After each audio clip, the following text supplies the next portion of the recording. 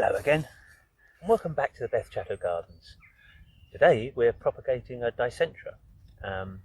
Many of you will know this as bleeding hearts, and this particular one is a Dicentra Filigree, which, for those of you who are familiar with Dicentras, has a more sort of open, airy leaf, a slight more purpling, and the flower, which is heart-shaped and drops down from a central stem, is a more sort of a pinky reddy colour. Very beautiful plant. It loves shade, and it is shade loving in regards to, you'll find it a lot in woodlands and ideal for those awkward places, and it has a spreading habit. So if you buy a clump and place it into the garden, it will slowly make up and slowly take an area. It is a slow plant to make up, but you can encourage that spread by propagating it. And propagating it is a very gentle job. Ideally you want to do it first thing in the morning, and things that you'll need are normally just a hand fork, small little hand fork, a tray or a seed tray, and some damp newspaper. The damp newspaper is just to protect the plant while we're working, because what we're going to do is we're going to dig the clump up, take some of the material away for propagation, and replant back into the ground. And what you'll see is that we'll get small bits and big bits. So if you're in your garden and you want this to spread, I would recommend that as you dig and split, you put big bits back into the ground, and small bits you put into a pot. Find a little sheltered, shady area of your sort of propagation area, or maybe the lee of a building, and just keep it sort of moist and shaded and protected from direct sunlight. And over the course of a couple of months, it will fill that pot nicely. So first of all, as you can see, we have a bark mulch, so I'm going to carefully pull the bark mulch away to expose the area. And this actually runs under the ground by an advantageous root system. So what you find is that you have to come out from where your canopy of leaves is. You want a good sort of, 75 mil, and then come in and ease up. And work round like we would if we were digging it with a large fork, just to loosen the soil, because this is only going to be running in the top sort of 100 mil at most of the ground. And once you get the clump free, you'll feel, there we go, that it starts to move as one. So I'm going to slide my hands underneath and lift from underneath. This way I'm protecting the more delicate part of the plant. Now you want to keep your eyes sharp, and you're just going to gently tease the soil away, and I'm teasing it back into the hole that I dug until I get to the main core of the plant.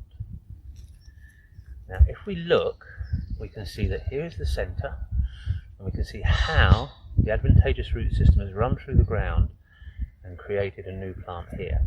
So all we have to do, checking underneath that we have some of the root system, is just gently tease it off.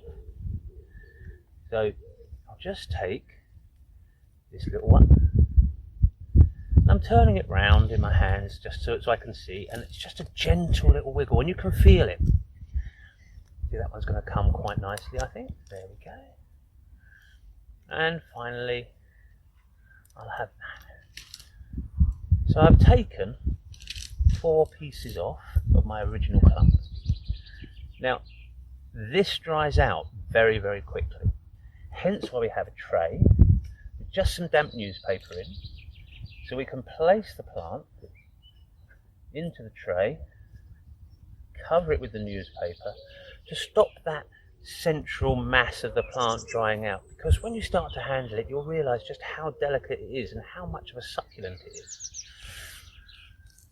So I'm carefully going to place that back in the hole. This is the other half of the clump, so doing exactly the same, just shaking the soil off. There'll be some natural runners, so I can put that to one side. And again, there's a weakness there. We can see that one is quite loose, so I'm going to take that one off.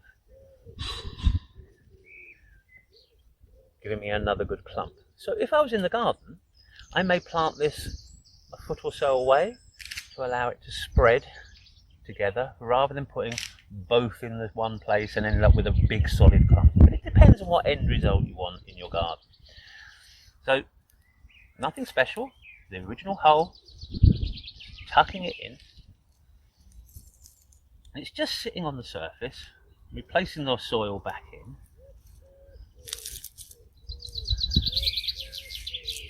and just gently firming around the plant.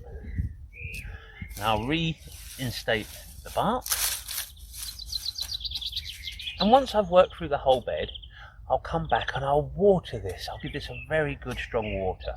Now even if it had rained in the morning, or maybe the day before, it doesn't even matter if you're doing this job in the rain.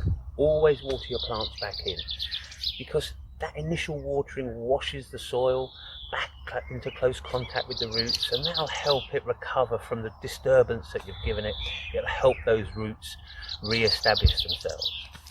Now, unlike a lot of plants where we top and towel them, these, I'll just take one out the tray, are so delicate that once you've got them out the ground and start to actually process them, you'll find that with a little wash can go straight into a 1 litre pot. It will recover well, but like I say, you must protect it from the sun and the wind. You must protect it from drying out. So if I was working on a large stock bed, I might revisit it 3 times and just do it in batches. And I'd recommend you do the same at home. You don't want to be leaving these lying around for too long. It's a really fun plant to do. The results are amazing.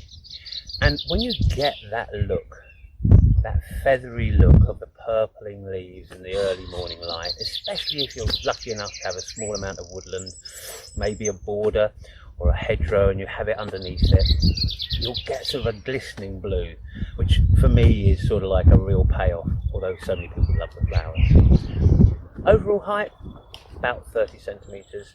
Overall spread, about 30 centimetres. So like I say, if you do split it and you want to actually increase your bed size, those large chunks of plant a foot apart. Apart from that, it's a nice gentle job for a nice gentle day.